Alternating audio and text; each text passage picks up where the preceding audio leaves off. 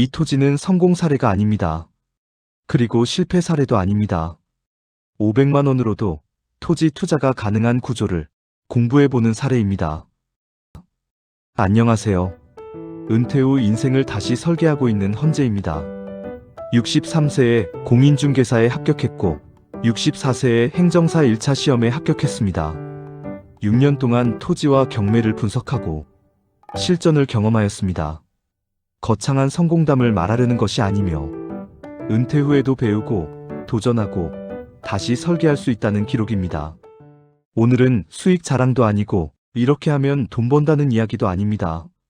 소액으로도 토지 투자가 가능하다는 것, 그리고 토지는 결국 구조를 보고 판단해야 한다는 점을 공부용 사례로 설명드리려 합니다.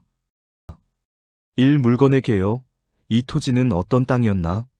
이 물건은 경매 실전을 하던 중 특수 물건을 하나씩 낙찰받던 시기에 검색된 토지입니다. 위치, 수도권에서 약 1시간 30분 거리. 지목운전. 면적, 215평. 용도지역, 계획관리지역. 형태, 마을 안에 위치한 맹지. 특이사항, 분묘기지권 존재. 감정가는 약 2천만 원이었고 사회 유찰된 뒤 516만 원, 평당 약 24,000원에 낙찰받았습니다. 이 주변 시세와 비교. 당시 주변 시세를 보면 같은 마을 맹지, 평당 7에서 8만 원. 도로 접한 토지, 평당 약 10만 원. 주변 시세 대비 약 30% 수준이었습니다. 3. 이 토지를 낙찰받은 이유.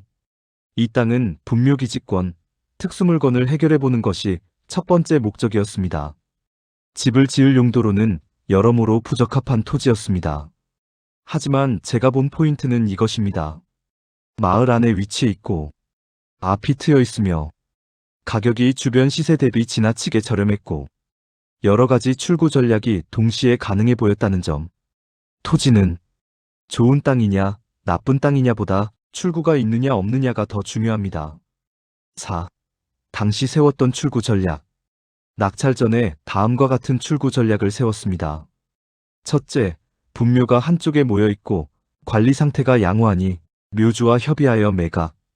여기서 한 가지 팁. 분묘기지권이 있는 물건은 화면에 보이는 것처럼 분묘, 비석 등이 잘 갖춰져 있고 관리 상태가 양호해야 출구 전략에 유리합니다. 둘째, 분묘 해결 후 주변 농업인에게 농업용으로 매각. 셋째, 인접 토지와 교환하여 진입로 확보. 맹지 탈출 및 가치 상승. 여기서 팁, 타인의 토지에 있는 분묘를 계속 사용할 수 있는 권리를 분묘기지권이라 합니다. 장래에 관한 법률 시행 이전에 분묘가 설치되어 20년 이상 된 경우 인정되지만 판례에 따라 유료입니다. 넷째, 분묘 쪽을 제외하고 분할. 약 160평 이상 실사용 가능. 이 중 하나만 가능해도 된다는 구조였습니다. 5. 낙찰 이후 실제 진행 상황. 등기 완료 후 먼저 묘주분께 분묘 협의를 위한 편지를 발송했고 편지는 도달했습니다. 그러나 응답은 없었습니다.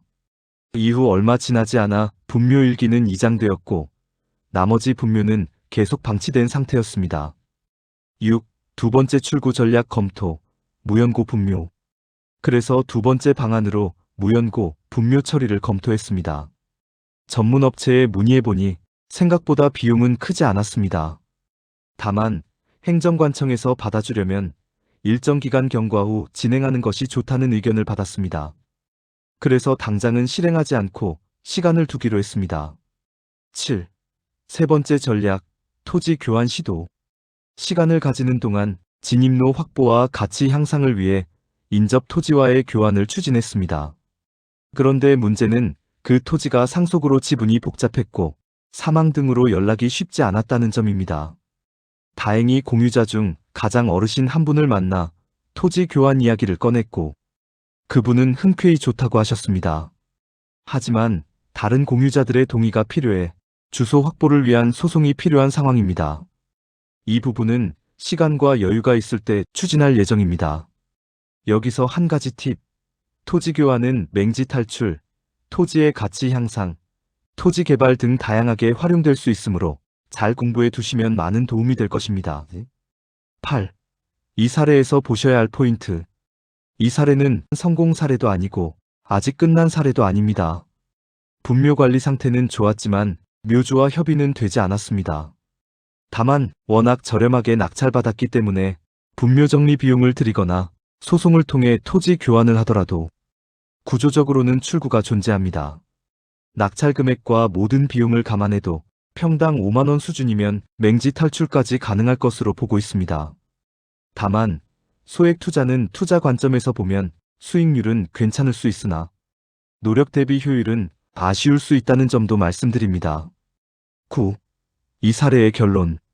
이 사례를 통해 꼭 드리고 싶은 말씀은 하나입니다. 토지 투자는 싸니까 사는 것이 아니라 출구를 계산하고 들어가는 것입니다. 그리고 500만 원이라는 금액도 구조를 이해하고 접근하면 충분히 공부와 실전이 가능한 금액이라는 점입니다. 그리고 지금까지 몇 번의 사례에서 보듯이 여러 가지 출구 전략에 대해서도 좋은 공부가 되고 도움이 되길 바랍니다. 마지막으로 이 영상이 나도 한번 공부해 볼 수 있겠다는 생각을 들였다면 그것으로 충분합니다. 이 영상 동행에 있어 구독과 좋아요, 알림 설정은 많은 도움이 됩니다.